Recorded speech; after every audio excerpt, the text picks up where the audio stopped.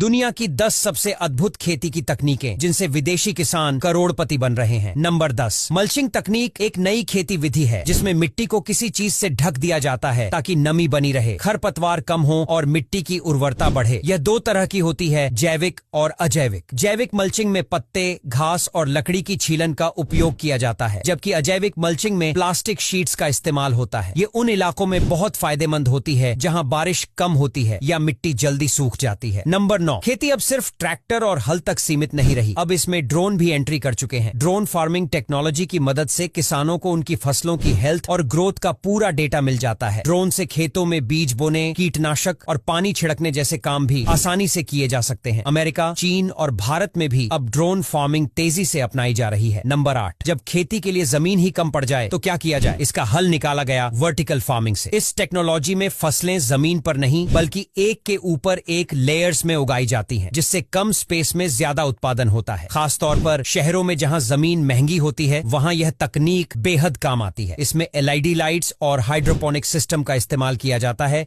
जिससे फसलें बिना मिट्टी के भी ग्रो कर सकती हैं। यह तकनीक जापान, अमेरिका और यूरोप में तेजी से पॉपुलर हो रही है। नंबर 7, पारंपरिक सिंचाई विधियों की दिक्कतों को दूर करने के लिए गन स्प्रिंकलर सिंचाई सिस्टम का उपयोग किया जाता है। इसमें हाई प्रेशर वाटर गन्स होती हैं जो बड़े खेतों में पानी छिड़कने में मदद करती हैं। इसका सबसे बड़ा फायदा यह है कि इससे पानी की बर्बादी कम होती है और फसलों को समान रूप से पानी मिलता है। यह खासकर उन इलाकों में उपयोगी होती है जहां पानी की कमी रहती है। नंबर 6, पहले दूध निकालना एक मेहनत वाला काम था, लेकिन अब दूध निकालने की मशीनों से यह काम आसान और तेज हो गया है। यह मशीनें ऑटोमेटिक तरीके से गायों और भैंसों से दूध निकाल सकती है, वो भी बिना किसी परेशानी के। इसमें सक्शन कप और वैक्यूम प्रेशर का इस्तेमाल होता है, जिससे जानवरों को कोई तकलीफ नहीं होती और दूध भी साफ सुथरा निकलता है। इससे उत्पादकता बढ़ती है और दूध की गुणवत्ता भी बेहतर रहती है। नंबर 5, अब खेतों में इंसानों के साथ साथ रोबोट भी काम करने लगे हैं। रोबोट अब बीज बोने, फसलों की कटाई करने और खरपतवार हटाने जैसे काम कर सकते हैं। जापान और अमेरिका में रोबोट फार्मिंग तेजी से बढ़ रही है। इससे किसानों को कम मेहनत में ज्यादा फायदा मिल रहा है। नंबर 4, अब पारंपरिक ग्रीन हाउस से भी आगे बढ़कर स्मार्ट ग्रीन हाउस की टेक्नोलॉजी आ चुकी है। इसमें सेंसर और कंट्रोल सिस्टम लगे होते हैं जो तापमान, नमी और CO2 लेवल को ऑटोमेटिकली कंट्रोल कर सकते हैं। इससे फसलों की ग्रोथ सही तरीके से होती है और उत्पादन भी ज्यादा होता है। नंबर 3, खेती अब सिर्फ जमीन तक सीमित नहीं रही बल्कि अब पानी में भी खेती की जा रही है। फ्लोटिंग फिश फार्म एक नई तकनीक है जिसमें पानी की सतह पर तैरने वाले प्लेटफॉर्म बनाए जाते हैं जिनमें मछलियों की खेती की जाती है। यह उन तटीय इलाकों के लिए बेहतरीन है जहां जमीन की कमी होती है। इसमें हाईटेक सेंसर और AI की मदद से पानी की गुणवत्ता, तापमान और ऑक्सीजन स्तर को मॉनिटर किया जाता है, जिससे मछलियों की अच्छी ग्रोथ होती है। नंबर 2, अब खेतों में बिजली या डीजल पंप की जरूरत नहीं, क्योंकि सौर ऊर्जा से चलने वाली सिंचाई प्रणाली आ चुकी है। इसमें सोलर पैनल से पानी के पंप चलते हैं, जिससे किसानों का बिजली और डीजल का खर्चा बचता है। खास तौर पर भारत और अफ्रीका के कई देशों में यह तकनीक किसानों के लिए गेम चेंजर साबित हो रही है। नंबर 1, खरपतवार फसलों के लिए बहुत नुकसानदायक होते हैं क्योंकि वे